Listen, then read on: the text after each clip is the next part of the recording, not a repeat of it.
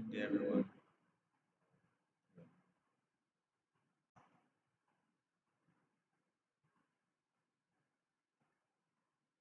Good day, everyone. Hope you're all doing well. So again, I would like to welcome you once again to the Business Analytics in the Modern Era training seminar. Right? As said earlier, this will be a 3-day training seminar focused on business analytics in the modern era. We'll be covering certain areas and certain topics within the 3 days. And as we did yesterday, we covered what business analytics mean, why it matters for modern businesses, and even the reason why business analytics should be taken seriously, exactly, and the African opportunity for it. Aside that, we also can cover the types and functional pillars of business analytics, right? So they'll be diving into the tools, processes, and frameworks within business analytics. What you should take note of anytime you are being asked to actually build and build your engine to actually make a business analytical task work. This is what you'll be doing.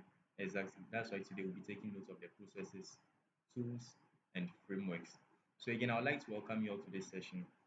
As we said earlier, try and let me know in case you know if in case you would like to let me know if you need to know.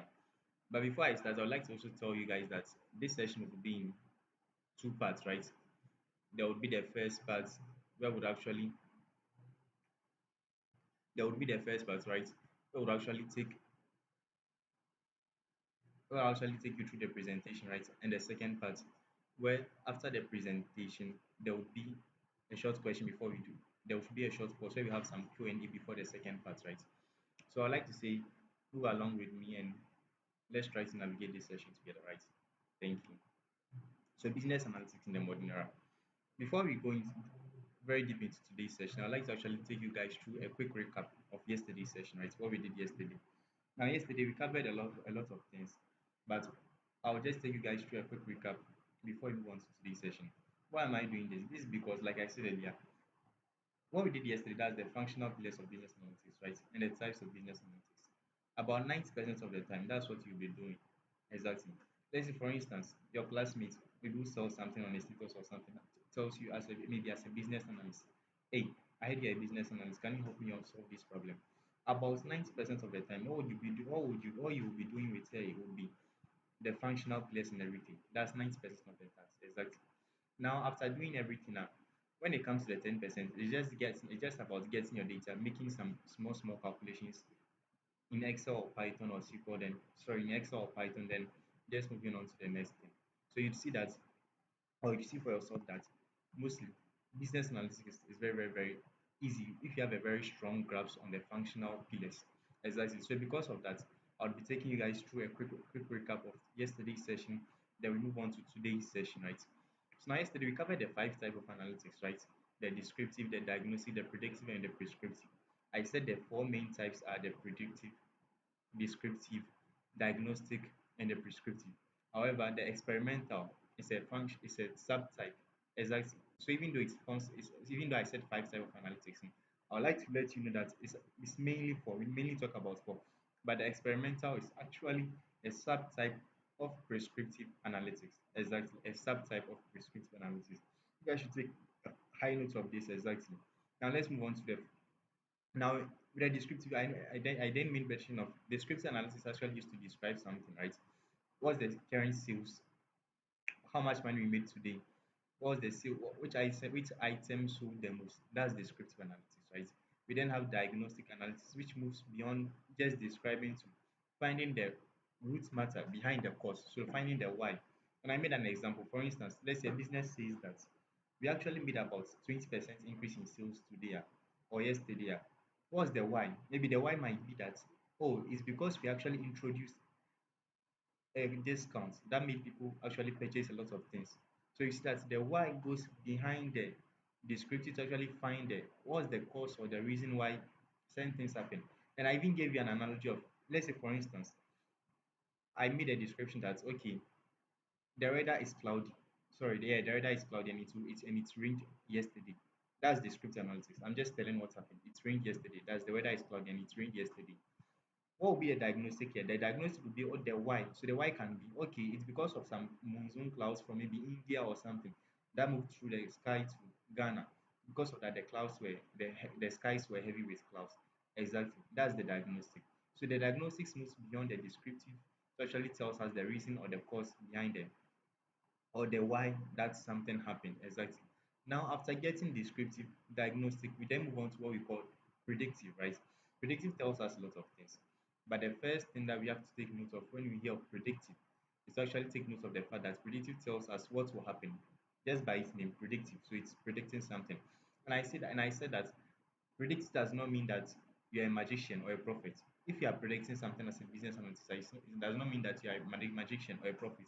But it's actually by using calculation, certain statistics, certain metrics to actually sit down and say that, okay, based on my calculations, based on my expectation, based on my forecast, this will happen, this and this will happen, or this and that will happen. And that's a short about the predicting. You are not a magician, neither are you a prophet, but you are just trying to actually base calculations on existing data and past data to actually predict what will happen in the future. And that's what the predictive means, right? After the predictive, I then move on to actually describe what prescriptive analysis is. I said prescriptive analysis just like you as maybe a health professional or a clinician prescribing a drug. That's what prescriptive analysis means. By over here in the case, you're a business analyst and you're prescribing a drug to the business. The drug will not be paracetamol in this case though, but the drug, what will the drug be? The drug will actually be certain insights, certain operational efficiencies, exactly. Certain customer insights, certain marketing things that you should be doing. And that's what a prescriptive means.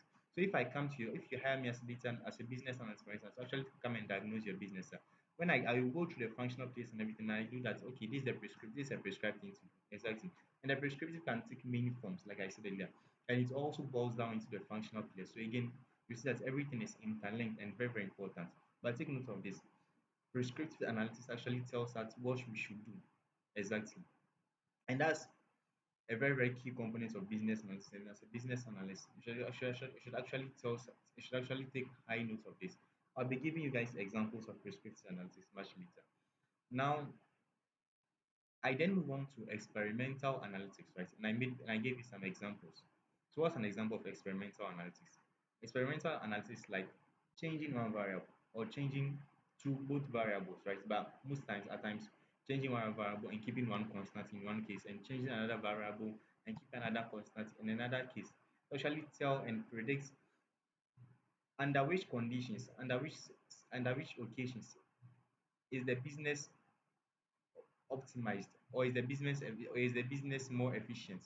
That's what experimental analysis is about. And I gave you the example of, let's say for instance, imagine a fruit seller, right, actually wants to know that does bringing the fruit out of the store into the open for everybody passing by to see increase sales or not. So what the fruit seller does is, in week one, the fruit seller brings what we call the fruits right out of the store and places them outside of the store so that everybody passing by will see that, okay, we have mangoes, we have grapes, we have everything. That's for week one. The fruit seller does that and then checks the sales and the revenue that action that's bringing the fruit out of the store brought. That was for week one. And for week two, the fruit seller does not bring the fruit out of the store, but rather keeps the fruit inside the store. Exactly. The fruit seller keeps the fruit inside the store. Then also calculate the revenue for week two. Then at the end of week one and week two, the fruit seller does the calculation to see that, okay, which week brought more profits. Then after getting everything right, we try to actually map the differences and then we actually try to map the metrics to see that, okay, that's bringing the fruit out of the store or keeping the fruit inside the store. Which one drives more sales? Exactly. And that's what we mean by experimental analytics. There are a lot to do. Experimental analytics takes actually a lot of forms and very, very big corporations actually maximize this a lot. Exactly. And that's what we call experimental analytics. Very big companies also maximize this a lot. So that's what we mean by experimental analytics. Now, I'll be taking you through the functional pillars of analytics, right? I made mention of the four functional pillars in business analysis. I said every business cannot do without the four functional pillars. Every business you see on this world that has existed from the birth of this earth right to the death of this earth has the four functional pillars. No business can do without the four functional pillars, right? For some business, a functional pillar might be minimized. Exactly, but it does not mean that it is non-existent. It is minimized, but it does not mean that it is it is non-existent. Every business in this world has these four functional pillars, and every business that has ever existed, right from the days of Babylon to currently, has these four functional pillars. Now let's go into the four functional pillars and see what each of them mean. I made mention of consumer and marketing. That's your customer. It's a one functional pillar of your business, right? The customer, the people you relate with. It's a functional pillar of your business, right? Then I talked about sales and finances. They are also another functional pillar of your business, right? After sales and finances, your customer, we then have what we call the logistics and supply chain. Logistics, like by I mean inventory, exactly, inventory, logistics, orders, and everything, delivery. They are also one functional chain of every business. Exactly, they are also one functional chain of every business, or one functional pillar of every business. Then we have what we call the HR and employee, another functional pillar of every business. Like I said earlier, every business you see on this world has these four functional pillars. It might be minimized though, but it is not non-existent. It is present, but it might be minimized. Exactly. Now let me go through the four functional pillars and discuss what each of them mean. Like I said earlier, the four functional pillars actually play a major role, like a major role. So as a business analyst, you need to actually take note of this so that you never miss out on what to do. Now let's go into the first functional pillar, that's marketing. Okay, now with the first functional pillar, that's customer marketing. I made mention of two things, two main things. I made mention of that every market in every business, in order to operate well with your customer, right, there's one main pillar that you need to take care of. Exactly. And there's also another metric that you need to check to actually take care of that pillar. Exactly. For instance, if you're a business and you want to care about your customer, there are some things that makes up the what we call the marketing model or your customer model. Exactly. But let me use the term marketing model here. Marketing model or strategy. There's one thing. Then you have marketing metrics to actually guide the marketing strategy. Exactly. So the marketing metrics is a one thing that's very, very important or is the main thing. Then you have the metrics to actually measure that, oh, is the model being correct or is the model being wrong? Exactly. So the marketing model is your main thing as a business that you need to take care of. Exactly. This one you can even do it yourself as a business owner, but you need to take care of the marketing model. Then after the marketing model, you need to actually have marketing metrics. Certain things, the metrics are certain things actually guide your marketing model. To actually be measuring and checking the marketing model to make sure that are they being right? Are they being wrong? Do we need to optimize this? Do we need to take care of this? Do we need to look at this? Exactly. Now let me take you guys through again. Let me take you guys through the what makes up the marketing model so that you don't miss up. Like I said earlier, the functional pillars are very, very important, and because of that, we need to repeat them. Now, let's go through what makes up the functional pillars.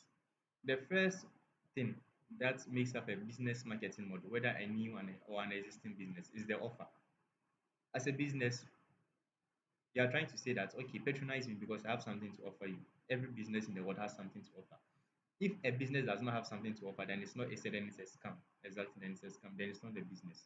So every business has something to offer. And I made a mention of where any business you do, whether you sell food, whether you sell drugs, whether you sell drinks, you have an offer. Exactly.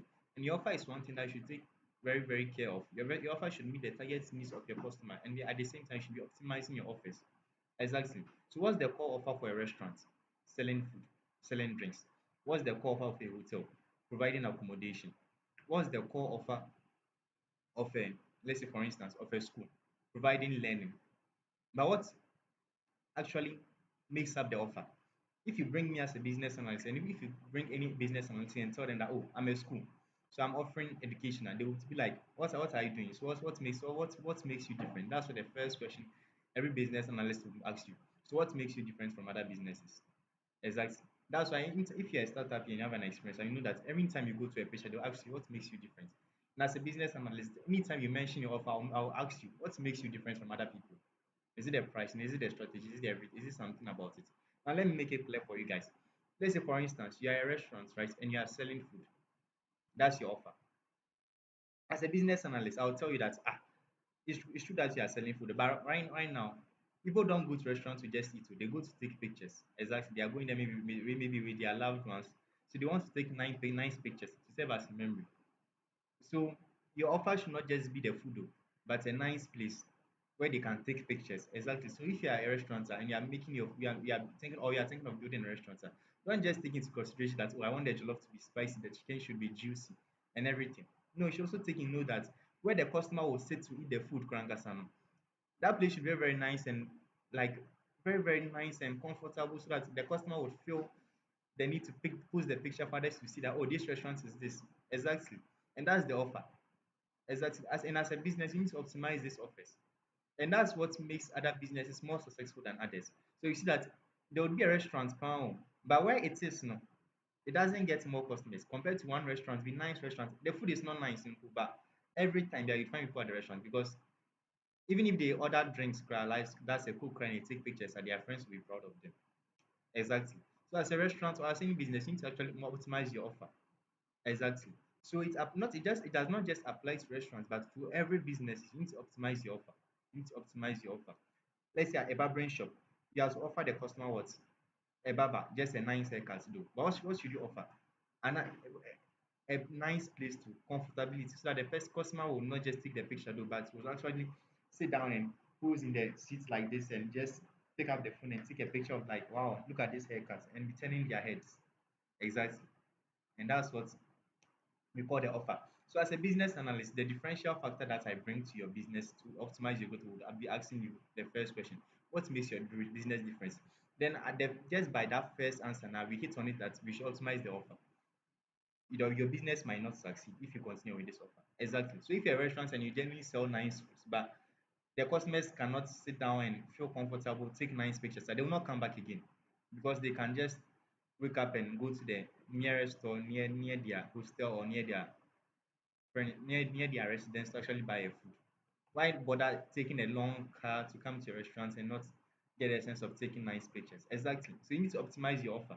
At the same time, if you're also a university like KNIST, you need to also optimize your offer. The students shouldn't come there for lectures and everything. There should be other offers to actually incentivize the student that, okay, if you come to Kenya this year, we have a vibrant student body, vibrant student politics, vibrant student sports, vibrant student entertainment and everything. We also have vibrant academic culture, not just academics alone. We'll take you to Japan to host competitions. You have business startups and everything. You have incubation programs. So even if you have a business idea, don't let anybody lie to you that stay at home to do the business. University says come. No, come to the university. We actually provide you with more resources to actually help you even blossom and get more and get to a bigger stage if you have a business idea. So that's the offer. As a business, you need to be optimizing these offers to actually make sure that you get the customers and get them in plentiful. Exactly. So now the first point as a business analyst, you guys should take note of this. Take a pen or a paper and be jotting this down. The first point as a business analyst, you ask a customer is that what's your offer? Or you ask a person who comes to you as a business analyst, what's your offer? And what makes you different from other businesses?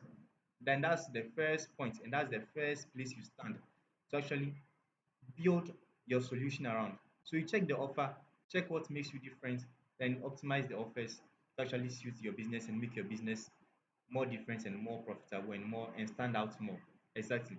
Now after the offer, like I said, the offer you go to the goals. What is the goals of the customer? Like I said earlier, if a customer is coming to a restaurant, they've picked a booth from like for like maybe a mile journey. They've worried themselves to maybe rent a car or something to come to your restaurant only to get food and not get a place to take nice pictures. What do you mean? They will go to a different restaurant, right? So you need to optimize to meet the goals of your customer. What is the goals of your customer? You need to know. Oh, maybe the goals of my customer is that maybe as a hotel, the goals of my customer is that when I come to the hotel, I need to sleep and sleep well. Exactly. So you intentionally buy comfy beds and everything need to buy correct ACs in the room and everything. That's your that so you do your offer in a way so that you meet the goals of your customer, right? As a business, try and understand the goals of your customer, and once you do that, now you're able to actually get it right all the times. Exactly. So as a business analyst, currently following this session, take note of this. A business analyst, you need to have the marketing model to give to a business that okay, if a business does this, what's the marketing model you are following? Take the marketing model and ask the business, what's your offer? What makes you different from other businesses? Then ask the business, what is the goals of your customer, right? What's the goals of your customer? You understand the goals of your customer in a way that you're actually able to help the business thrive. Exactly. And I gave an example that if I'm a restaurant, for instance, what's the goal of my customer? To come there, eat, and take nice pictures. To do what? To serve as a memory. Exactly. So I need to know the goal of my customer that, oh, you want to come and take pictures as well. So what do? I decorate the place very, very, very well. I hire an interior designer to actually decorate the place very, very well. So that anytime the customer comes, they take a picture and I meet the goals of the customer. When the customer is satisfied, they will come another time again. Exactly. So you understand the offer and the goals. Now let's move on to the target market. For a business, your target market should be very, very simple. Exactly. Because once you know the offer and you know the goals of your customer, the target market should be very, very simple. Exactly. The target market is like the ideal customer avatar, the one you can convince to actually come to your business without being suffering. Right? Exactly. So, for instance, let me take on the same example. Let me start on the same example. Restaurants, who is the target market? Or maybe the youths, right? The youths who are young, vibrant, would like to actually explore different menu, would like to actually take memory with their loved ones. Those are my target market. Exactly. So I need to know this as a restaurant. So my target market should be the youth, working professionals, maybe between maybe 18 to maybe 40, who would loving to actually move out with their loved ones on weekends or something. These are my target market. So I need to know these people and actually know them well. What do they think about? What is their psychographics? Or exactly what's their demographics? What do they believe in? What would they like to see? That's my target market, right? It should be very simple. If you actually do the offer and the goals right, your target market should be very simple and should flow seamlessly. And once you do these three things, as a business, you stand out a lot, a lot, a lot. Unlike you. So, for instance, if you want to sell dresses on your status, once you get the offer, the goals, and the target market right, you're very, very happy with it. Exactly. So, for instance, I want to sell clothes on my status. What's my offer? Clothes. What's the difference? Oh, clothes that when you wear it now, somebody will ask you, where did you buy it from? That's my offer. Clothes that are distinct. Not because abundance cheapens things. Exactly. If I'm wearing this gray shirt and I see somebody wearing this another gray shirt somewhere, I'll like, I shouldn't wear this shirt again, because why? Exactly. So you need to know that okay, I need to buy clothes or sort out clothes which are what? Distinct. Clothes that nobody has some. Exactly. So that's what I should offer as a clothing business. Clothes that nobody has some. Because once I see somebody wearing the same clothes as like I'm wearing now, I'll never respect that clothes. Exactly. Do you understand? Exactly. And then you go to the goals. What's the goals of your customer? Your customer wants to wear the clothes and feel like, wow, I really spent money and I really did well in buying this thing. What's the goals of your customer? Oh, somebody to ask me, where did you get the clothes from? Exactly. That's the goals of my customer. I need to jot these two things down. So then when I do these things, my target market is very, very easy. So for instance, okay, what's my target market? Oh, my friends, or for instance, or maybe not just my friends, those within my the same economy or the same age bracket as I am, or those within the same class as I am. So then I move out to check. Okay, if these are my colleagues, if these are my target markets, then what's the best way to get them? Exactly. Very, very simple. You need to take note of these things. So if you are following now, you can just take a screenshot of this slide and maybe save it for later. This is very, very, very important as a business analyst to take note of. You understand? You can see that maybe I even took it from somewhere, Adam Earhart. I really like that man. He said there's something. So take note of this and utilize it. Another thing that after the target market you need to take care of is the what we call the miracles and miseries, right? As a business, you need to know the miracles and miseries of your customer. Exactly, the miracles and miseries. What's your customer's pain point? That's the misery. What do you need to offer them customer to become a miracle? So, for instance, the same clothing business. What's the customer misery? The customer hates to go out and see that the shirt they are wearing and somebody is also wearing that same shirt. Exactly. I'll be very, very bored. I buy a shirt for like 100 cedis. I move out and I see a Mason wearing that shirt to carry mortar. That at that point now, I'll just go back and change that shirt because I feel what? I feel sad. That's my misery.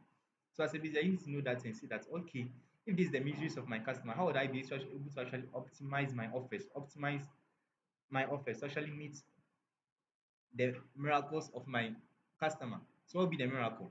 Clothes that when you wear, you are distinct. Nobody will know that, hey, wow, this clothes here, one in a town. You see there's something. Exactly. So that's the miracles and mysteries. And these are all there. So for instance, I'm a university and I'm currently running a university as my business. What do you think will be the miracles and the mystery?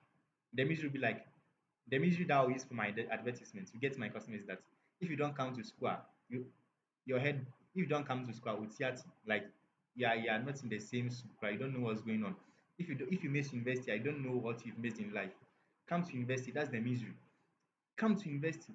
Come to university. If you miss university, you've missed something great in your life. You've missed the social life. That'll be the misery of my customer because they'll be like, hey, my friends are enjoying the university and I'm sitting at home. That's the misery of my customer. Exactly. Now, what will be the miracle? Come to the university, the social life that your friends were enjoying, come and enjoy some.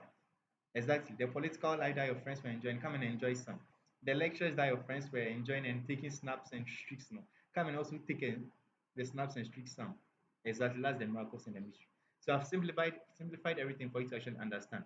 As a business, you need to take note of these things to actually help you grow and also help make your customer proud. And once you do that, that functional pillar will be very, very strong. You never run out of businesses. Exactly.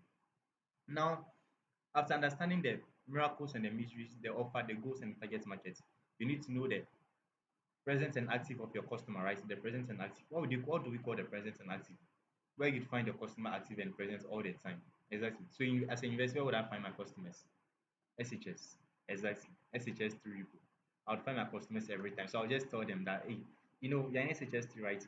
Just come and have a tour of my university. Come and see my facilities. Come and see how people are enjoying my class. Understand? Exactly. That's the present and active of my customers. This should be very, very simple for you guys. Now we need to also have the content type. Exactly. The content type. It is all built into the marketing model. I hope you guys don't do concentration because we are still in the marketing model, right? Like I said earlier, the customer and marketing functional pillar of business analytics is this: the marketing model and the marketing metrics to actually guide and maintain the marketing model. Exactly. So the metrics do maintain the model. We are not yet in the metrics, so we are still in the marketing model. I want to explain it so that you understand it very, very, very well.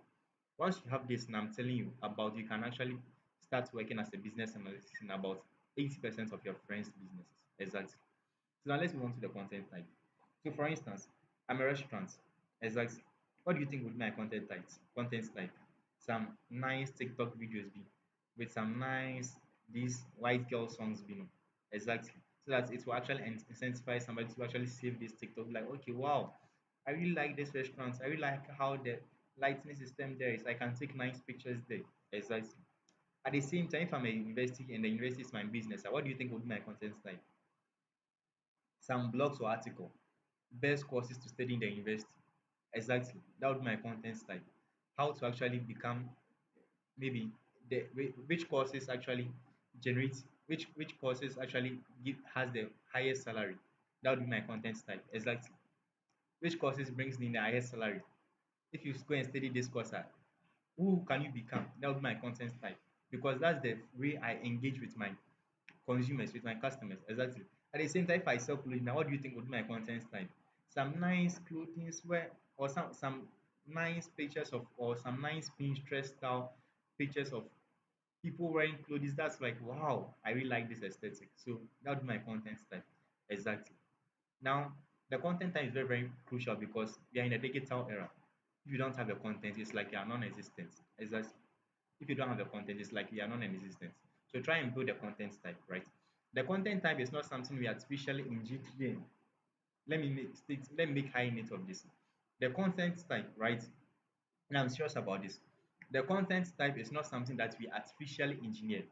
Because if you artificially engineer the content type, it will bounce back to actually come and hurt you. Exactly. So if you're a business, right, you go and pay somebody to actually, you could go and pay somebody for an Instagram account. You see that your Instagram has around 15,000 followers, but only five people will like your post. Exactly. Because you artificially engineered the content type. So you've missed the point, right? You've missed the point. One professor said what we call false signals, right? False signals. They really hurt a lot of businesses nowadays. False signals. Somebody who posts a business and like they find somebody who starts a business. The example the professor gave was somebody who start a business and you see all their friends liking the business pictures, liking and promoting the business. So the business was about maybe just 1 month now, 1 week the business started. Now the business has about maybe 500 likes, 500 views. But in about 1 month's time, 2 months' time, 3 months' time, things go down because the business did not do the right content type, right? So they miss the customers. They only had their friends and families, and they'll promote you when you start. Oh, wow, wow, share my friend's flyer, share my friend's flyer. So they'll promote you once you start. So you get about maybe 300 views at first and everything. But in about 1 month, 2 months time, everything will go down because they are tired of you. Exactly. So you see that the content type will come down. So the content type is not something that we artificially engineer. Again, it's not something we artificially engineer, because if you do that, you'd get a lot of false signals. False signals, exactly. And you don't want to hurt your business in the future. So you need to actually take a high note of the content type and know how to actually structure things well. The content type too is very, very simple. You need to actually dedicate time and effort. Exactly. And when you do it right, yeah, you do very, very, very well. After the content type, we have what we call emails, right? Emails is not very, very popular in Africa here, though, but you need to take note of this. So now you have what we call the funnel, customer funnel. What's the customer journey in getting to know your business, right? So let's say, for instance, I sell food. What's the customer funnel? If the customer comes and asks me, which food do you have? Well, I have this and that. I have jollof and fried rice and indomie. What would you buy? The customer buys and go. That's the customer funnel. Exactly. That's the customer funnel. If I'm an investor, what's my customer funnel? Oh, SHS students, they get to know the university, they buy admission forms. They come through one, two, first year, second year, third year, fourth year, then they become alumni. That's my customer funnel. For every business, the customer funnel is distinct. Exactly. So you need to know your customer funnel very, very, very well, so that you don't also miss on the points as well. Knowing the customer funnel helps you structure things. Exactly. So for instance, if you run a business that relies on one-time purchases, you need to know how to structure marketing also, that it will go in favor of you, knowing your customer funnel. Exactly, knowing your customer funnel. So for instance, if I sell clothes, I should know the kind of marketing I should go for, knowing my customer funnel. If I sell clothes, I shouldn't be paying an influencer. Exactly. To actually post everyone saying, I shouldn't be paying an influencer to actually maybe buy a stand or something for like maybe 10,000 cedis. Because how long would that influencer bring? How many followers would that influencer bring to my to my page? How many of them would buy a clothes, or how many of them would even save their clothes? Meanwhile, me talking at the same time, I run a Snapchat account where I store the pictures of the clothes. So how many will get to know me, and how many will get to know me and buy the clothes? You understand? Without 10,000 CDs, if I'm to pick every single clothes, I should make a Pinterest put about the clothes. I put the clothes on Pinterest. I make nice mock-up images of the cloth, right? Then I go to Facebook and I promote the cloth. I can promote a Facebook page for like I can promote a Facebook post for like 30 days, and the cost will be like $1, exactly like 100 CDs. And with that I can promote about 10 clothes. Exactly. So with knowing that, I'll know that okay, since I sell clothes and I rely on one-time purchases, where even the customer buying the clothes is not even guaranteed crowd. Why pay an influencer 10,000 CDs for a stand? That would last about maybe 1 day. Instead of that, I should actually go to Facebook, do Facebook ads. You understand?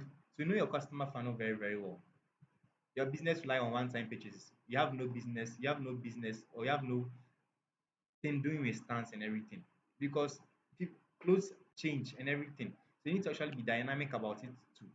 And if I see one cloth and the cloth is beautiful to me, and that's the same cloth I'll buy. So why going to hire a stand where you'd put a lot of clothes where I will not even see the right clothes I like? Just pick the right clothes, right? Pick the right clothes. Go to Pinterest, make a post about it, make Facebook post about it, and even promote that clothes. If you promote like 10 different colors of that same cloth, you get people buying, like, wow, I really like this cloth. You understand? Exactly. So I hope this is clear to you guys. So now let's go to what we call the customer lifetime value. This is something that I need to know, that okay, customer lifetime value. What is the total value the customer will bring in their lifetime of knowing the business? Exactly. So for instance, if my business is running or doing things for people, like, what's my customer lifetime value? Okay, the because customer get to know me and do their undergraduate thesis, they refer me to their friends. That would be mostly about 80% of the customers. That would be their lifetime value. Their lifetime value, exactly. The very few would be like, okay, maybe they will go and do masters. Would they come back again when they have to go and do masters? I need to know that. That's my customer lifetime value. Exactly. So let's say, for instance, if you're a banker, you need to know your customer lifetime value. So you see that a banks, they mostly, once students come now to campus now, they send out the NSS squads to come and go to Rome, Conti, Katanga, Unity, Conti, Katanga, Africa Hub to get them because banks understand customer lifetime value, right? They know that even if a customer is to spend 1 year with the bank and they are like, for instance, maybe they do their national service cry, they can make a lot of money on their transactions. Exactly. For me, for instance, EcoBank deducts me like 12 cedis every month. Cowbank deducts like 5 cedis every month. They know the customer lifetime value. So anytime they are, and they got me in university, right? So because of that, they calculate. They are like, okay, if a customer gets a business card, every year we can be making about 50 cedis free of charge. Exactly, 50 cedis free of charge. So because of that, even if we tell our national service squad that, hey, if you get every single customer, I'll give you 50 cedis crap, they are not running at a loss. You understand? You need to understand the customer lifetime value. And the banks do this very, very well. So you see that the banks, they will be sending out the NSS squads. Oh, go to Kunti, go to Katanga, any person you register, will dash you money, will dash you money. They know what they are doing. Exactly, they know what they are doing because they know that they are banks. Even if the customer gets a business card and they don't use it card, they can get like 50 cedis free of charge every year. 100 cedis, sometimes even 120 cedis, like EcoBank, for instance. You understand? Exactly. They need to know this and know this very, very well. Now, another thing that I would like to end it with the marketing model is what we call the video. Exactly. As a business, you need to get engaged with your customers genuinely. And one thing that video does best and does well is genuine feelings, right? If you see a video of something like a fooder, you feel like you're the one eating the video. Chef Abis, when Chef Abis cook, for instance, I be like, oh wow, hey, this food here, you're not there. It's just the video. And that's the strength of video marketing. Exactly. So now this is sum up, like I said earlier, you can take a picture of this. Now let's move on to the marketing metrics. What will the marketing metrics, what you use to actually guide the customer and the marketing. You understand? Let's move on to the marketing metrics to understand the marketing model and everything. So now what's the marketing metrics? I made mention of budget, the total amount of things that goes into your marketing budget. The total amount of money that you use in your marketing, that's the budget, right? Something that you need to track as it will inform decisions further on. We need to go to another thing that you also need to track is what we call the social media traffic, right? If you're a business and you don't have a social media picture, you're not on social media, you can track the foot traffic. How many people walk into the store today? You can track it. Exactly. Another thing that you need to track is the conversion rate. And I made a lot of mention about the conversion rate. And I even gave a lot of examples. Like for instance, if I run a business, right? Let's say I do like maybe let's say I sell clothes, right? Ladies' clothes, right? And I'm to say that okay, I'll post my picture so that a lot of guys will come and actually come and see that oh I'm beautiful. So let me view this ladies, let me view this guy's story. So you see there's something. So once they view now, they'll be like, okay, they will view and pass because the conversion rate is very, very low. Because I've missed the plot. If I sell ladies clothes, I should optimize my marketing and everything to actually meet the lady consumer market. I don't need to post nice pictures of myself or the test traps of myself to actually get more guys to come and view my story who will not end up even buying something. I've missed the plot. You understand? So that's what goes into the conversion. So you should understand the conversion rate very, very, very well. Exactly. As you should understand the conversion rate. The conversion is very, very key. And when you track the conversion rate well, you can actually diagnose a lot of things that does not go well with your business. Exactly. So now, after the conversion rate, there's another thing that you need to track of. That's cost per customer acquisition. Exactly. How much money it takes you to acquire one customer. Let me go back to the bank example. For instance, like I said earlier, let's say for instance, if you have to do business with Bank, for instance, even if you don't do anything within the 1 year and you have a business card, they can make 60 cities. Exactly. They can make 60 cities out of you. So with that, if they want to run a promotion or they want to get more people, they can simply send out to the NSS squad to actually go and take sign up people up and tell them, oh, get a card, get a card. Card is very, very good for you. You understand? And even if they spend 50 cedis getting, even if they allocate an amount of 50 cedis per customer, they'll get back their money in about 1 year time or in less than 1 year time because they know that okay, by the end of 1 year time, the customer will pay this as card charges on card.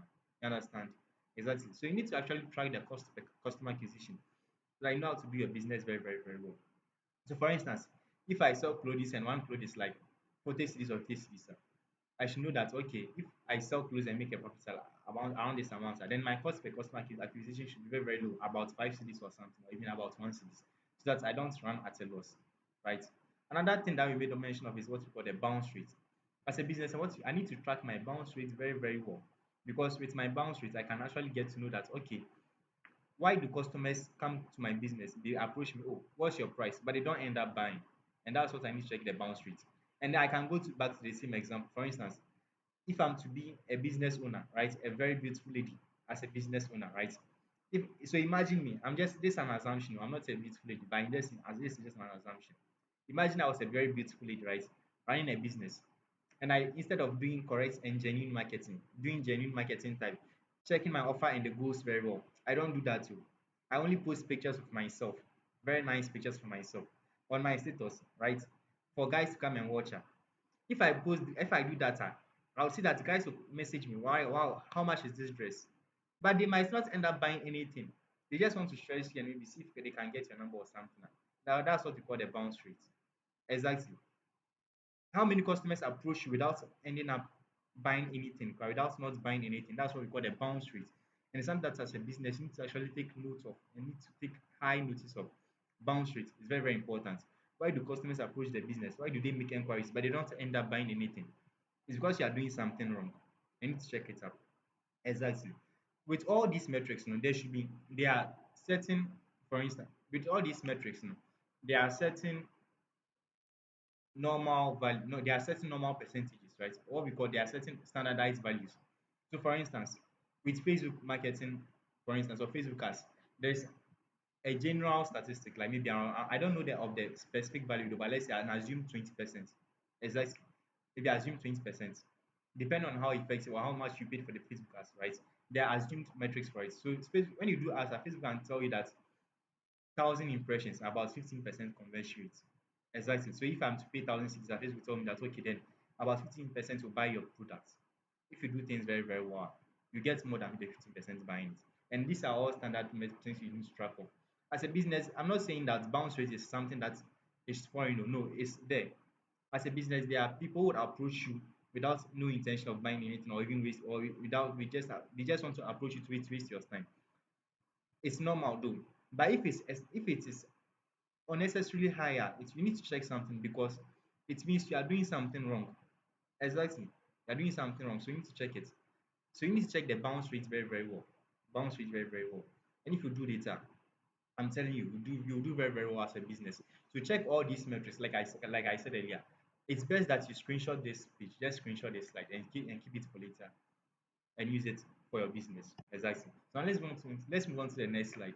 I spent a lot of time on the customers demographic slide because like I said earlier, if you have that slide and you know understand what that slide very, very well, I'm telling you, you can solve about 80% of businesses problems. Exactly. Like, I mean the SME, so exactly that's your level now. If you want to solve big business problems, I need to study more. You need to do more business analytics. Exactly. And you can do more after here. Exactly. So if you know the customers and demographics thing very, very well, that's this slide very, very well. I'm telling you, you can solve about 80 to 90% of SME's problem. That's your friends' businesses, your friends' clothing store on the social media or something. You can solve it very, very well. Now let's move on to the sales and financial analytics. Here we do track several things, right? One of the key areas we track are the revenue, the cost, the profit margins, right? We track the pricing, the cash flow, and the trends, right? These are all things that are not,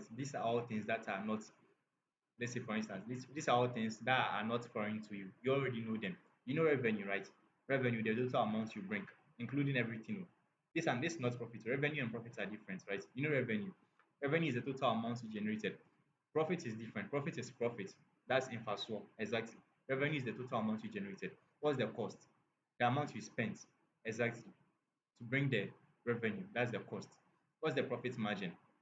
Exactly. The clean profit you had after doing all the calculations. That's the clean profit you had. That's the profit margins. Exactly. Now we have the pricing. You already know pricing.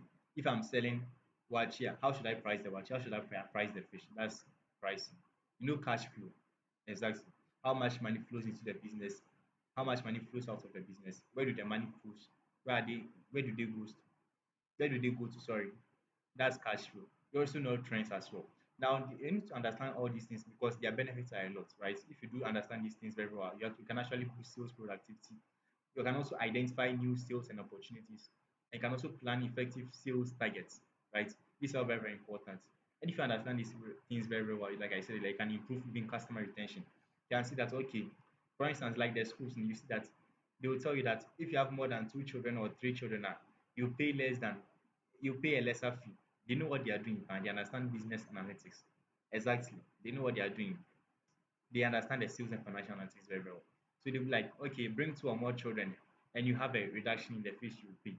Exactly. And that's sales and financial analytics. We also have logistics and supply chain analytics, right? And I made mention of that. Logistics and supply chain analytics is like tracking your order in your inventory. For instance, if I'm a cake shopper, I'm a cake owner, I sell cakes. I should be tracking my order in my inventory that, okay, I should be having this amount of flour this time, this amount of yeast, this amount of, maybe for instance, sugar, this amount of milk. Exactly. And I need to be planning this ahead of time. Let's say for instance, if I sell cakes, I should be able to know that, okay, the times in which cake is bought most is people's birthdays, people's, maybe for instance, anniversaries, weddings and other things. I need to plan my inventory around these areas and even general days like for instance Mother's Day, Father's Day. Exactly. I need to be planning to actually get to this. I need to be planning my inventory to actually meet this forecast. Exactly. So with logistics and supply chain analysis, there are lots of things to track to as well. But mainly, what you need to track as a business is that you need to track the perfect order rate, right? If a customer buys cake and the cake gets to the customer and the cake is like smashed up, you need to know that the customer might not return again. Exactly. So you need to be tracking this very, very well. In certain businesses, your logistics and supply chain is very, very effective. If I buy food from you and the food comes and the food is like half opened up, I might never buy food again from you. Exactly. Because I think like, is this business owner trying to poison me? Or don't they have a standard way of delivering customer orders? Do they want to kill people? I'll not buy food from you again. Exactly. So you need to be tracking these things. And these things are important to every business, right? Exactly. If for instance my business is, let's say, thesis data analysis, or thesis writing for people, my logistics and supply chain will not matter much. Exactly. It's not like it's not existent, it's existent, but it will be like maybe time reduction for the customer. The customer was like, okay, I need this in like 2 days, 3 days. Can you help me? And I'll be like, yes. Exactly. It will be like minimized here. In my case, that maybe I offer, maybe for instance, this is for instance for people. But in your case, that maybe you sell cakes, you sell food, it's very, very important because if my food can cry and it's like there is like half opened, the package has like suspicious, I might never buy food from you again. Exactly. So you need to be tracking these things and know that and check know whether it is important for your business. So you need to be tracking the perfect order rate, on time delivery, inventory turnover ratio, right? Carrying cost of inventory. You need to be tracking these things. But I've made this very, very simple for you guys. So just track your perfect order rates, delivery, fees and everything, then the inventory turnover. Exactly. The more you keep goods at your house, at your room, the more the goods has a high chance of decaying. So you need to be actually aware of this and know that, okay, the goods should last a minimum of or a maximum of 30 days at my place. So what are the steps I should employ to actually make sure that the goods sells very, very fast? I need to know this and know this very, very, very well. So now let's move on to the final thing. That's HR analytics. HR analytics is the functional pillar of business analytics. It is a very, very good functional pillar of business analytics. So, but over here in Ghana, since people don't understand it very, very well, even the government, they don't understand it very, very well. The people are the greatest access to, but they are not being treated very, very well. Exactly. A normal student will spend about, let's say for instance, 900 cedis or 1,000 cedis on food in a month, but the government will call them and give them 715. How possible? So with this one, you expect the business or you expect the person to wake up and put a smiling face that, oh, I'm going to work. Why would the person do that? Because at the end of the time, it's the person does not feel valued. Exactly. I even gave an example yesterday that, for instance, the CEO of Apple, right? If you check a salary and you open your mouth, exactly, they pay them in stock options because they understand that if a customer or if my employee has the business at heart, the employee will do very well to actually make sure that the business succeed. Exactly. So for instance, at Spaces, for instance, When they even gave their cleaners some stock options. So when they are cleaning the company, they clean it with happiness that, oh wow, let me clean this company. This company is about to become a $1 billion company. They understand this very, very well. The whites, they understand this very, very well. The foreigners, they understand this very, very well. And they even negotiate to be part of it. Exactly. There are some, so they even do well to actually make sure that the employees are prioritized. But when it comes to Ghana, is the other way around. They don't really take care of employees very well, and they expect then they expect their business to succeed. So you see that at the end of the day, they'll go and sit at podcast and see that Ghanaian workers are very, very bad. Meanwhile, you, the person answer, you missed the point about HR analytics. Their customers should feel valued, right? There are some businesses, if you go there, you not see the employees smiling. They are all frowning. And even if you ask them that, hey, Charlie, I guess I'm gig, you'll be like, hey, bring that gig. Because because they are not being treated or they are not being paid well. So they are already looking for ways outside. Exactly. So yeah, you need to take note of this for very well in HR analytics. Make sure that your employees feel valued, feel like they feel like the business is their own. Exactly. I gave some 4 points that you guys should actually take note of in the HR analytics. You need to take note of performance, productivity, engagement, and development. These four areas are very, very crucial in HR analytics. So you can even ignore the four cards over here, but you need to focus on these things: the employee performance, their productivity, how they engage with their work, and their development as well. Exactly. You need to promise your employees very good development. There are some business they don't even think about the employees. So you go there and be like, okay, we are offering this salary, it's above the government's own. But there's no employee progression. Exactly. So come and sit at my store. What's the employee progression from there? What's the development from there? After sitting at your store in 5 years' time, what would I become? How would I become a minister? You need to take note of these things. Exactly. So the employee career progression and development plays a role. You are calling me to come and be a staff at your restaurant. What's the employee progression there? You should tell me that, okay, if I become a staff at your restaurant, in about 5 years' time, I'll become the manager. In about 10 years' time, I'll become the Minister of Agriculture. Exactly. This is just a joke, though, but it's just to tell you about career progression.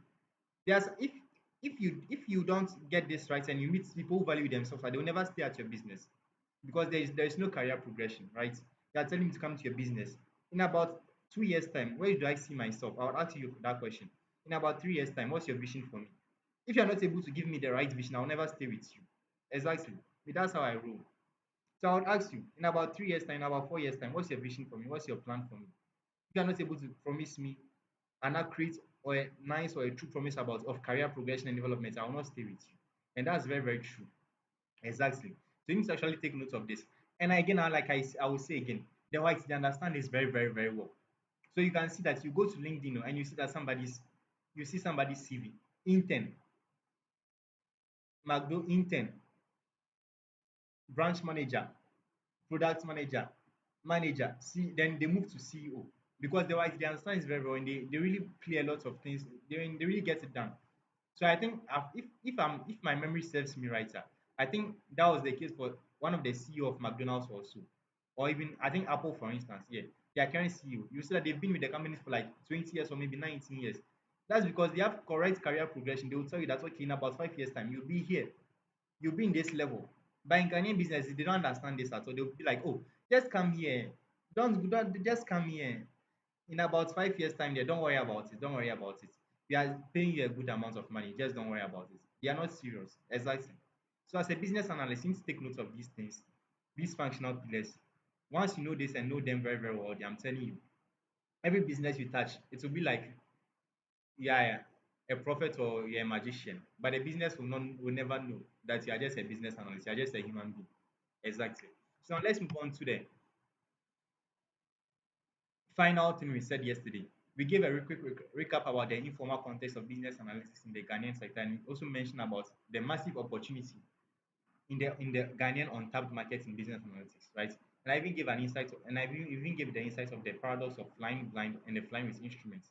If a pilot is to fly with instruments, with gauges and everything, with instruments tracking the plane's condition, tracking the plane's like fuel and everything, you see that that player will do well.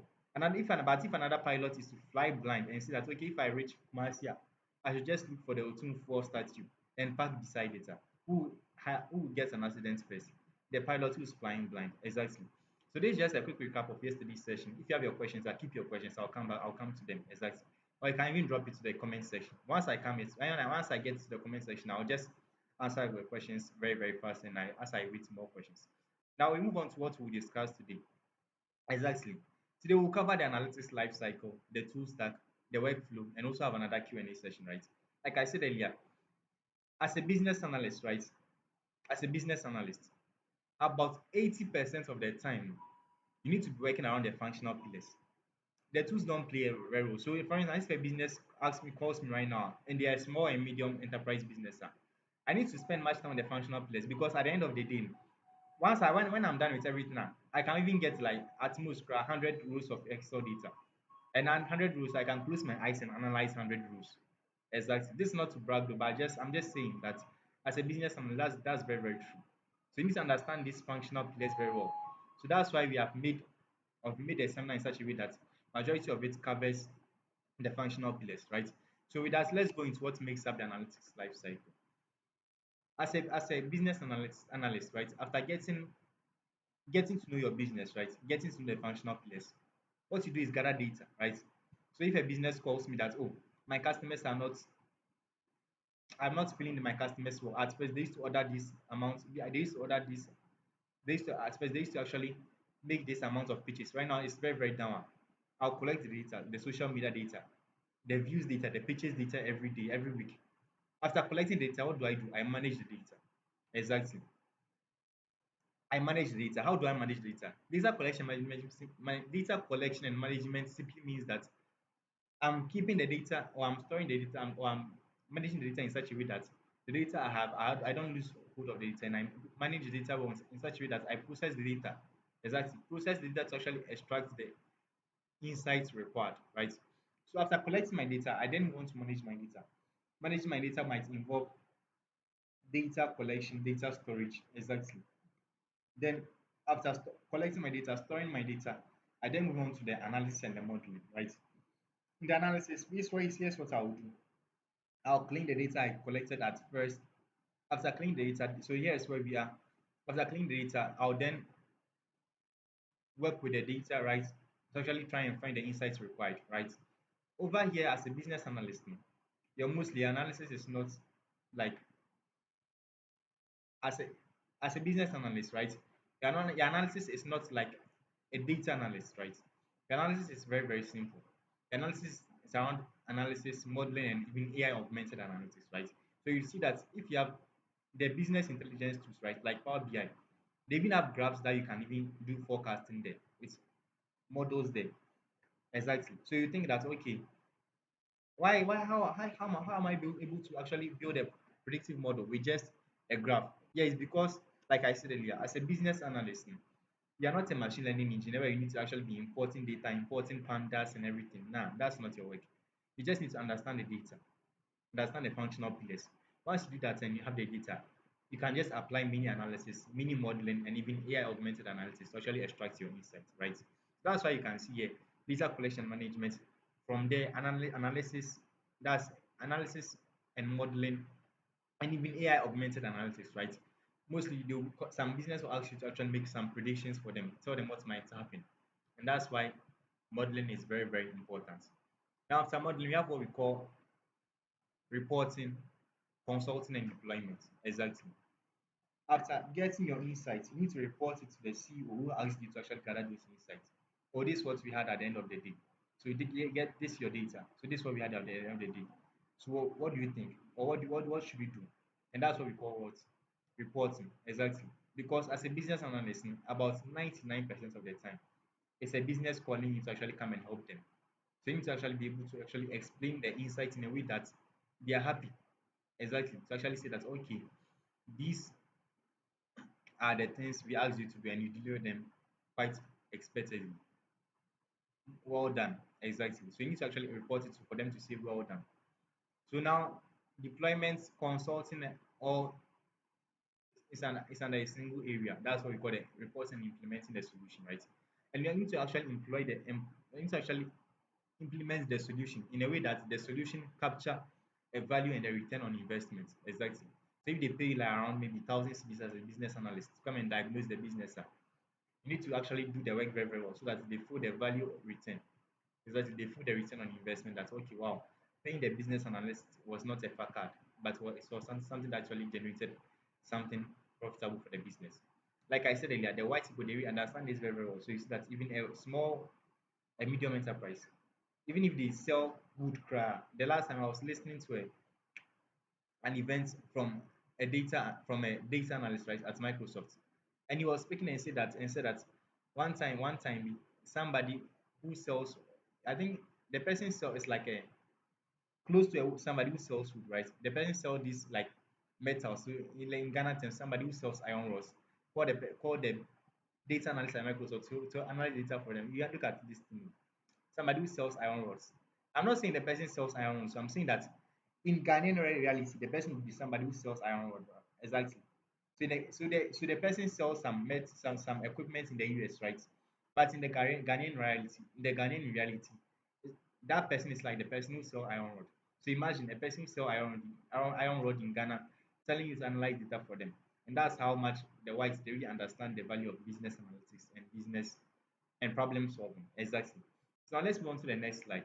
So as a business analyst, you need to get when you are trying to extract your data, you need to extract it. The data will come in several forms, right? Through POS systems and receipts, social media, foot traffic and observation, mobile money records, surveys, like exactly, surveys are very, very important. For instance, in HR analysis, you need to ask the employee, do you feel valued at this company? Exactly. Do you feel valued at this company? Surveys are very, very important. The surveys, paper records, and notebooks, they are all forms or places where you can get your data. And like I said earlier, data management, I've already explained this, like I said earlier. Data management involves cleaning, storing the data, organizing the data very, very well, then even standardizing the data. They all form parts of data management, right? In data management, we then move on to finding patterns and predicting the future, right? Where I said data analysis, predictive modeling, and AI augmented analytics. If you're a business analyst, you can see that you can only get like 100 rules, exact 100 rules in it for a data for you to analyze the data, 100 rules. I'm just saying that as a business analyst, right, you can get like 100 rules, but there are some cases where you can also get like 10,000 though. For the big companies, right, you can even get millions of records, right? If a bank calls you like as a business analyst, right, you know that you should be coming to handle about millions of records. But if a cake shop calls you as a business analyst, or about 50 rows of data, exactly. So it's not very, very difficult to do. But you need to understand the functional pillars so that you actually get everything right. Exactly. So you need to understand the data analysis, the predictive modeling, and the AI augmented analytics. I'll be taking you guys through Microsoft Fabric, right, in this session, and you get to know all these under Microsoft Fabric, right? Even Fabric and Power BI, I think they are the same tool. They are from Microsoft. So you get to understand all of them. And before I even let you, before you guys, before okay, now I want to bring the news to you guys, right? Tomorrow, the person will be joining us, the guest for tomorrow, right? Works at Microsoft. So they just be happy, right? We are getting the premium experience for free. The guest at Microsoft will be joining us, right? The person has experience working at Google and Microsoft. So just join us tomorrow. And tomorrow it will be the same time, 4 to 6 p.m., right? The person will be from Microsoft. So the person will explain these things and we can actually get to have them more. Exactly. And I've already explained these things to you guys like about the reporting and communication, solution consulting and implementation, right? So here's where you turn the analysis into income, right? So if you want to make money as a business analyst, here's where you need to draw your monetary focus on the reporting, the communication, the solution consulting, and at the same time the implementation. Exactly. Here is where you turn insights into income. You can screenshot this slide if you want to become a business analyst in the future. Exactly. Now, I would like to ask you a quick quiz, right? A quick quiz. But before that, I would like to actually go through this session. So I'll leave the quiz on the slide and be answering your questions. If you know the answer to the quiz, you can drop it to the comment section, right? But let me just take you through the tools of the trade. As a business analyst, what are the tools you'll be working with? Exactly. So as a business analyst, like I said earlier, you'll be working with Excel or Google Sheets. What does Excel or Google Sheet do? Excel bullshit is used for basic data analysis, data entry, and calculations, right? Calculations. If you want to calculate the conversion rate, it's not very, very difficult. It's not very, very difficult. You just need to know, okay, what is the impressions? Let's say, for instance, the number of people who view my story, right? Exactly, my impression. And what's my maybe the number of people who end up buying. Exactly. I just need to divide them. Simple calculation. So increment impressions over the number of people who end up buying. Then I get my conversion rate. Very, very simple. I can also change some of the variables in my conversion rate. So for instance, instead of impressions, I can also use leads, for instance. The number of people who contact me in my DM asking for instance, asking for the service. Exactly. So now who contact me in DM asking for the product or service.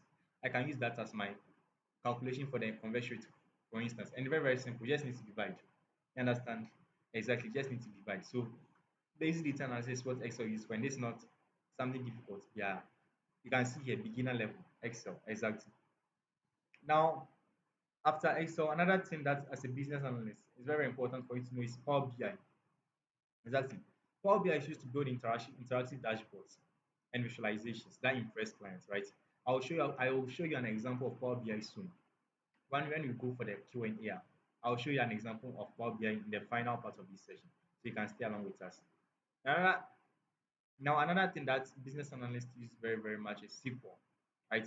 It's mostly mainly used in like big businesses. Let's for instance, if you are working at MTN, Vodafone, for instance, like Capital, that you'll be using SQL.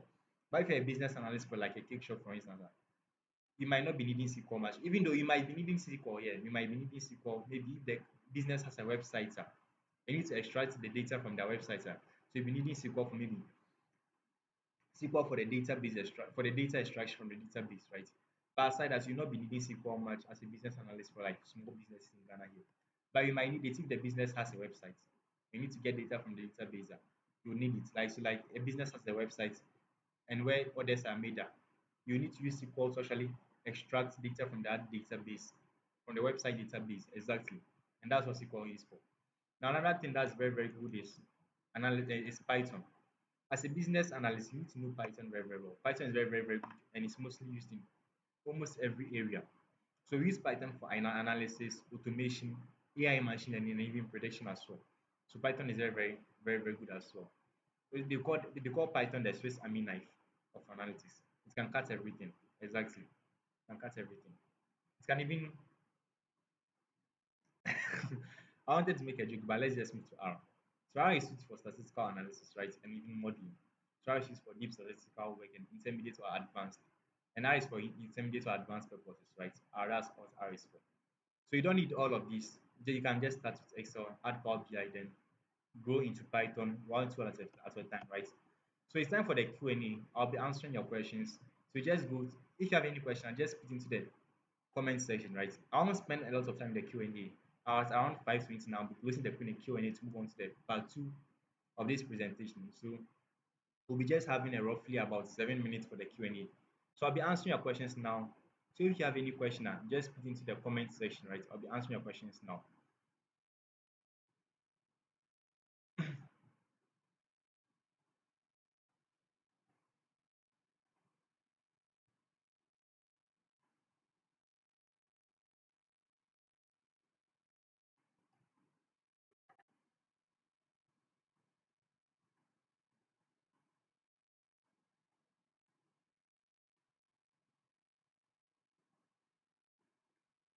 So if you have any questions, put it into the Q&A.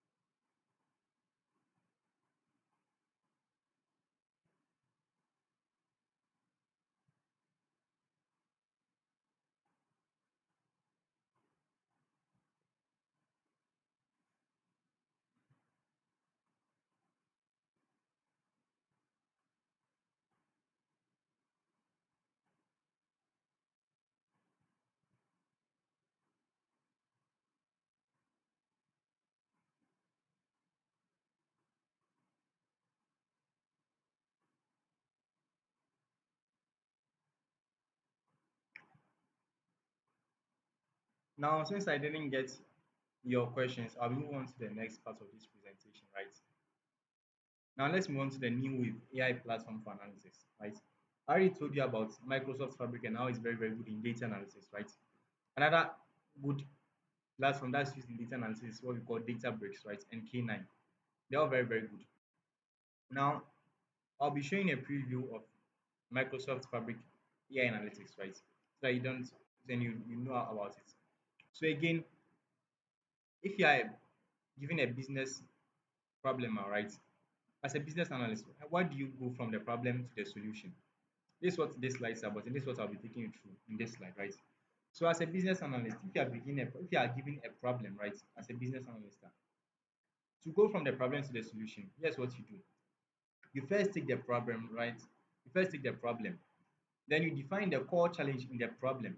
So what's the core challenge in the problem? Is it the business itself, or is it like a functional aspect of the business itself, or is it like an external or an internal factor? You need to understand, you need to identify the core challenge in a problem, right? Then you go on to the analytics type for the business problem. Will you need to actually apply descriptive analysis, diagnostic analytics, predictive or even prescriptive analytics, right? After that, you move on to the functional area that you need to be applied. You need to actually is it the marketing and the consumer aspect of the business that needs help? Is it the sales aspect of the business that needs help? Is it the logistics aspect of the business that needs help? Or is it the HR aspect of the business that needs help? You need to know this and know this well, very, very, very well. Then you then move on to the tool that you'll be using. Will you need to actually use Excel, Power BI, Python, or even Microsoft Fabric, for instance? You need to understand the tool very, very, very well. Like I said earlier, unless maybe for instance a business wants to get something from their website that they would call you as a business analyst. So you know that okay, if the business wants to extract data from their websites, then that means they need SQL. Exactly. So they will be needing maybe for instance SQL in this case. Then move on to the process to solution. This is the part where you collect your data, analyze, report, then you then implement. Exactly. So now this framework, we can just screenshot this framework, right? Like I said earlier, as a business or as a student studying this currently, you can screenshot this and look into this later. Yeah, this is very, very, very helpful for you too. So now let me take you guys through an example of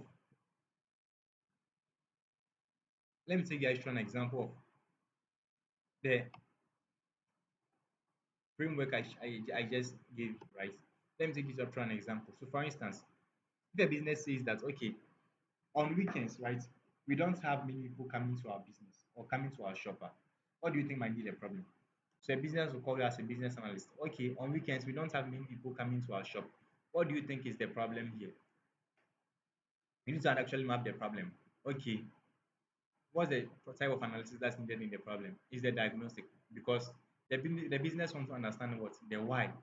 Why is many people not coming into our shop on weekends? Exactly. Why is many people not coming to our shop on weekends?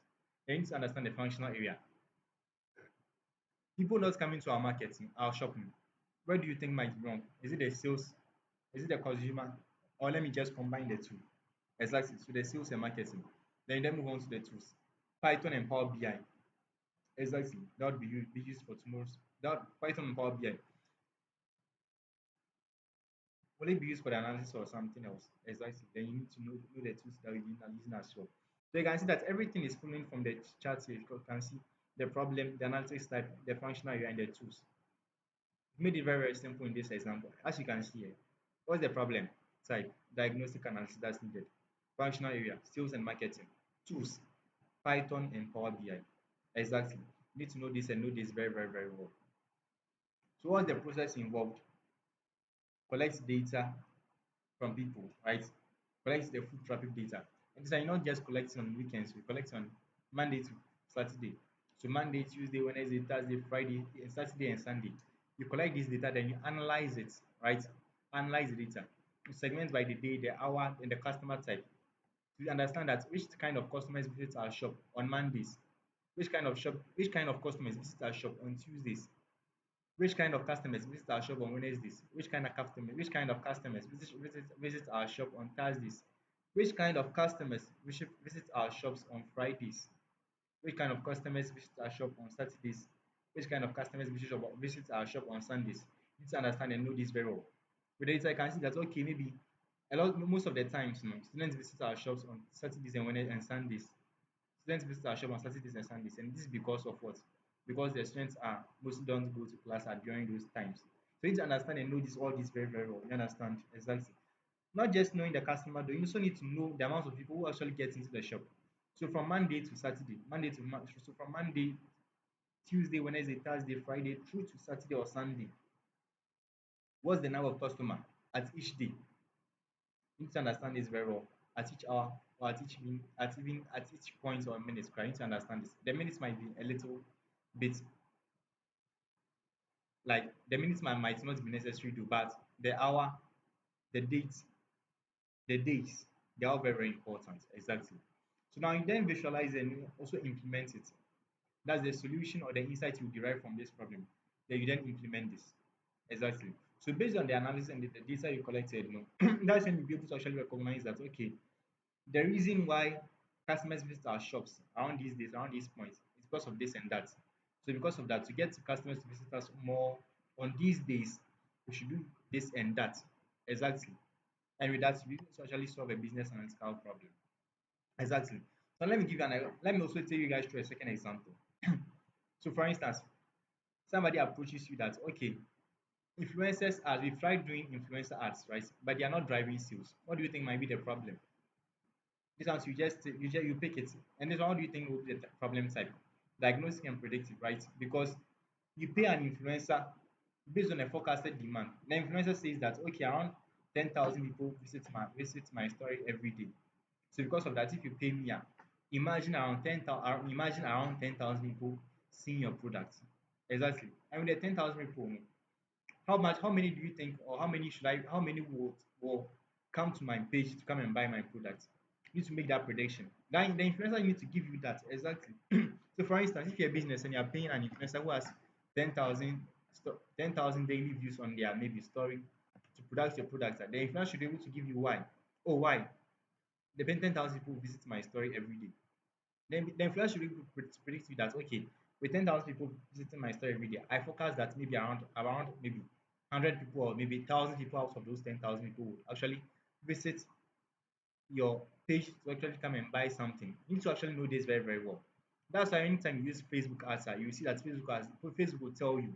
If I'm to I try if you do Facebook ads, Facebook will tell you that if you pay $1, sir, here's how you 10,000 people will see your story, or 1,000 people will see your service or product. And at the end of the day, expect around a 15% conversion rate. If you pay $10, you get 10,000 people. Expect around maybe 20% conversion rate. Exactly. Facebook will tell you all of these things. So you need to actually know this when you are going to influencer marketing as well. So if somebody calls us the business analyst, I've tried influencer ads, but they are not driving sales. What do you think might be wrong? You need to actually see the person through with everything. What's the diagnostic? What's the predictive? What's the functional area? Sales and marketing, right? What's the tools that we need to use for this task? Maybe it's Excel, Python, and Power BI. So what do we do? What do we do here? What are the processes we do here? We collect the data. That's the ad spend, the influencer metrics, right, and the conversion data, right? The metrics the influencer will give you so part of it. Then we then analyze what's the return on investment per influencer. Exactly. Then we find the audience mismatch. Is it that the influencers mostly drive underage people to my site, or people who are not interested in my product? Exactly. So you need to know the influencer kind, right? Every kind of influencer has the type of audience who mostly follows their context, right? So for instance, Chef Abby's, for instance, you see that, for example, let's say for instance, Chef Abby's, you see that a lot of people who engage Chef Abby's content are like people who like food, for instance. Exactly. So me, for instance, you see that I follow Chef Abby's on social media. Exactly. Because I like food. Now, you see that if you am to change to a travel influencer, you see that okay, with a travel influencer, those people, the type of audiences a travel influencer has is the audience who actually like to travel. Exactly. So that means if I'm to operate a travel and tour agency and I'm to hire an influencer to do marketing for us, I need to go for the influencer type. And the type of, I need to go to the type of influencer who likes traveling. Because of that, has a lot of people interested in traveling, viewing her story or viewing his story. Exactly. So if I'm a traveling influencer, I don't need to actually go for somebody Who likes food? You understand? Exactly. Or if I'm a travel agency, I should know the type of influencer I need to go into. I need to go for. Exactly. At the same time, if I'm a banking and investment company or agency, and I want to hire an influencer to actually promote my service, I need to know the type of influencer I'm hiring. Exactly. I need to know this and know this very, very, very well for me to actually get the best out of my money, the best out of my investments. Exactly. Now, as a business analyst, if a business calls you, I need to actually measure this well. What's the audience of the influencer that you called? You need to know this and know this very, very well. They need to also actually predict, right? Forecast sales by influencer profile too. If an influencer has 1,000 followers themselves, you should know the amount of people who are visiting your story. At the same time, if an influencer has 1 million followers, you should know the number of people who logically would visit your story. Exactly. Then when you know this, you then put down those metrics down, calculate those, make those calculations, and the insights you gather from those calculations, you implement them. Exactly, you implement them, and that's what we mean by the influencer, and that's what we mean by the processes of business analytics. Let me go back to that slide. The business problem, analytics type, functional area, tool selection, then the process to solution. Again, screenshot this slide if you like to see it again. Now, this this makes it two examples in business analytics, right? There's another third example though, which I'll not be going it through with you guys, right? Maybe I'll leave it for later for your questions and everything. Because like I said earlier, I would like to hear your questions. So you guys should actually put questions into the chat box, right? I'll be answering. Now, I would like to give you guys some homework if you're following this. If you want to try the analysis yourself, I'll be giving you these things for you to actually check. So, a store owner, right, at Makola face these challenges. Pick one of the challenges that of the problems here. Map it through the framework in the comments and maybe map it through the framework in your notebook and see the kind of analysis you can apply to actually generate a viable solution out of this framework, right? So a company, so let's say for instance, we did a survey, right, and found out that some of the stores complain of product cannibalization. What we mean by product cannibalization is that, let's say for instance, Casapreco produces Alomo, right? Alomo bitters one. Then they'll come and produce Alomo bitters two. Because of Alomo bitters two, no, a lot of companies, a lot of the customers will leave the Alomo bitters one to come and drink Alomo bitters two. So because of that, it comes at the cost of the store owner because the store owner had Alomo bitters one, but the store owner is not getting sales now. So because of that, the store owner has to go for Alomo bitters two. And because of that, the Alomo bitters one becomes a dead stock, what we call a dead stock, because people are not buying.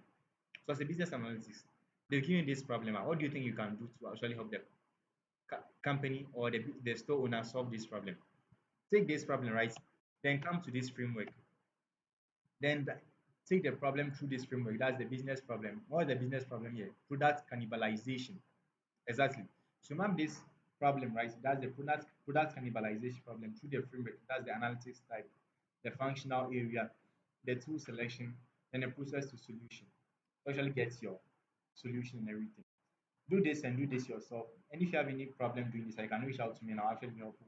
And I'll actually be able to actually help you and get to the right answer you need. And you can even use AI cloud to actually help you in the thinking process, but not to do the work for you, to help you in the thinking process, right? So now, here's a brief about what we covered today: the analytics life cycle, the tool stack, and the mapping framework, right? Given any analytical task, what do you need to do? You need to know the analytics life cycle, right? The tool stack you use and the framework and the framework you'd apply. That's the problem, the core thing in the problem, that's the core concept in the problem, right? The type, the functional area, the tool, the process, and the solution that you need to that you deliver to the business to get the best work done. Exactly. So this brings us to the end of today's session. I'll be taking you guys through what we call Power BI dashboards, right? But let me take you guys through this. So if you are following this session, I try and kindly put your questions into the comment section, right? And I'll be willing to answer these questions, right? put them into the section, comment section. Now I want to show you guys how a Power BI dashboard looks like. Exactly. So now, before I come to your questions, right, let me take you through an example of what a Power BI dashboard looks like. So this is how a Power BI dashboard looks like, right? Let me take you guys through. This is Microsoft Fabric. It is it was produced by Microsoft, right? Microsoft developed it. It developed it themselves. This what this how it looks like, right? So over here, you'll see this nice interfaces and everything, right? There's the co-pilot, and that's where we do the AI augmented analytics, right? You can come to the co-pilot and do a lot of AI augmented analytics, the AI augmented analytics, right? But here's how Microsoft Fabric looks like. Over here, you can do a lot of things in Microsoft Fabric. So you can see these are my workspaces, running solutions free webinar. Exactly. These are my workspaces and everything. So you can see over here there are some templates that Microsoft have given you themselves. Build a real time intelligence solution, right? Build a real time intelligence solution. Build a machine learning model. Build a data warehouse. Build a lake house. Do everything for yourself. Exactly. This is how Microsoft Fabric looks like. You can use your KNUSD student account, right, to actually access Microsoft Fabric. If you use your KNUSD student account, you can access it, but you won't get a lot of features though. But you can get to use Power BI. And that's the interesting part about it. So now let me take you guys through what Power BI is. So here's how Power BI is. Power BI has these interfaces, right? Let me take you through the edit so that you actually understand how Power BI works. Here's Power BI. Over here is where you do your work, right? Here is where you do the work. And to do the work is very, very simple. You actually do what we call inserting charts, right? And you insert the charts based on the data. If you want to insert any chart, I need to come to this data portion, right? And pick the right data. So I insert the chart, then pick the right data. Because of how we did made this session, right? I won't be building a dashboard for you guys, but I'll just show you how Power BI works and how Power BI builds nice dashboard, right? So let me take you guys through the reading view so you can see how beautiful this dashboard is. So at least the reading view, right? This dashboard was built in Power BI one using an insurance company data set, right? You see, with insurance companies, their customers make claims, and out of these claims, they give money out to the customers. That's their business model, right? So based on their business model, if you have to build a dashboard around their business model, here, what kind of metrics would you track as a business analyst? And I did this for you guys to actually see. So over here, this is what we call a dashboard, right? And let me take you guys through the parts. This is what we call the title, right? The title of the dashboard. These three, that's one, two, three. They are what we call KPI cards, right? KPI cards. And these are called supporting charts. That's the fact that these three graphs are also called supporting charts. So the cards tell us one unit that would be very helpful to us. And the supporting charts are used to actually explain certain things that the business would actually like to also focus on. So over here you can see that here's what each information tells us. So this KPI cards tells us the number of claims, right? Total amounts we paid to the consumers, but total amount of money the consumers themselves billed us. So you can see that with this data set, right, the insurance company, that's their customers, ask them for about $2 million, right? $2 million. And the insurance company themselves, they gave out only $1.5 million. How funny is it? They gave out $1.5 million out of the $2 million exactly. And that's what the insurance company did. Now, this chart explain what kind of things make up the claim, right? Well, you can see that the claims come from these five things. That's inpatient claims, that's hospital claims, right? Emergency claims, outpatient claims, lab claims, and the pharmacy claims, right? So these are for drugs. These are claims for drugs, claims for lab, claim for outpatient services, claims for emergency services, and claims for inpatient services. And over here it says that inpatient claims actually took the most money from them. insurance company, right? Inpatient claims. But when you come to this dashboard, when you come to this chart, you can see that, however, outpatient claims actually accounted for most cases, right? But they took around only but they were ranked third in amount of highest in amount of money spent. Exactly. So outpatient claims were the third in terms of amount spent. However, they accounted for the most claims. So what does this tell us? It tells us that outpatient claims does not really take a lot of money. Exactly. And this is the overtime spend for all these claims. Exactly. This is overtime spend. And these are what we call the slices, right? Every dashboard has what we call the slices. The slices are used to focus on a specific segment or a specific set of information, right?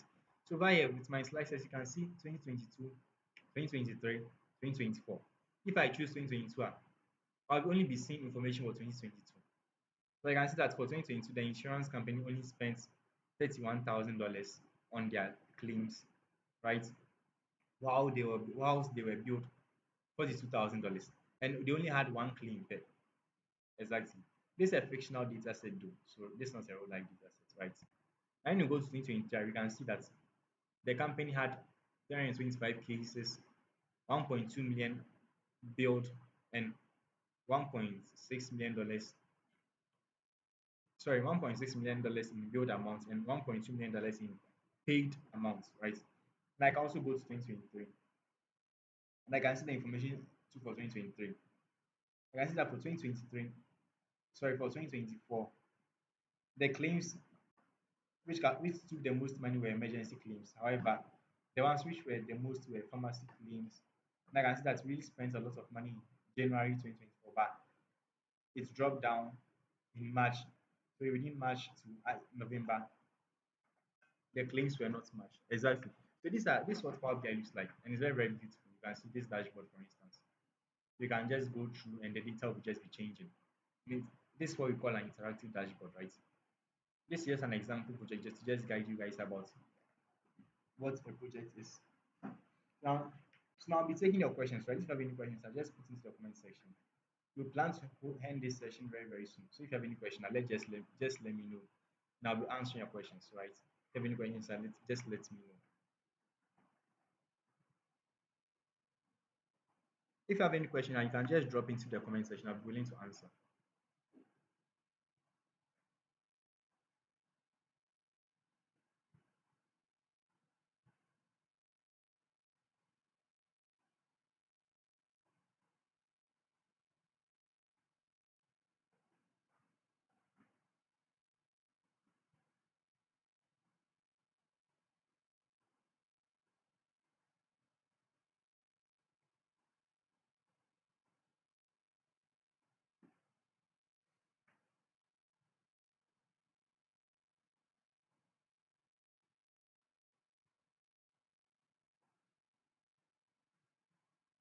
Okay, somebody just asked, please, can you start from practical again?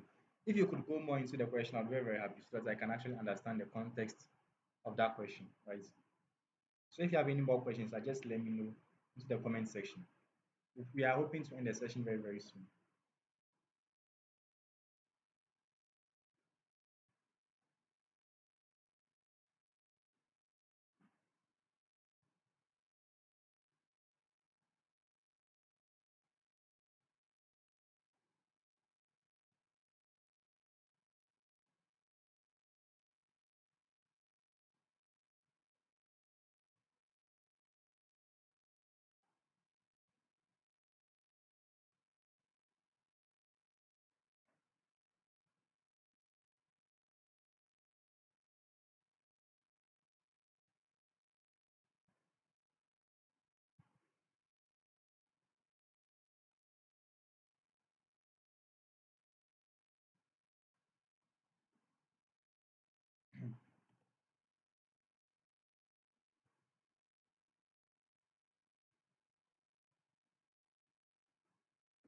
So if you have any questions, just let me know, right? I'm willing to answer them for you.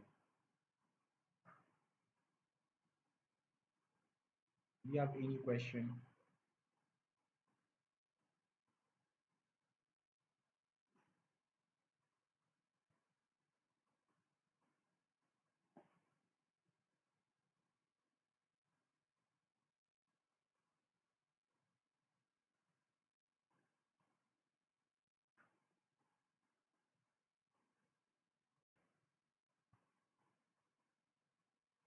So without any further question, I'd like to say that thank you all for joining today's session. I really appreciated your time and your efforts. Hopefully, we get to meet tomorrow. Like I said earlier, tomorrow's session will be the guest session, right? Tomorrow we'll be hearing experienced voices talk to us about business analytics, right? And I told you guys earlier that tomorrow we'll be expecting to guest tomorrow, God willing. And the guests one of and some of, and the guest is from Microsoft and Google, and one of the guests also from KIC, right?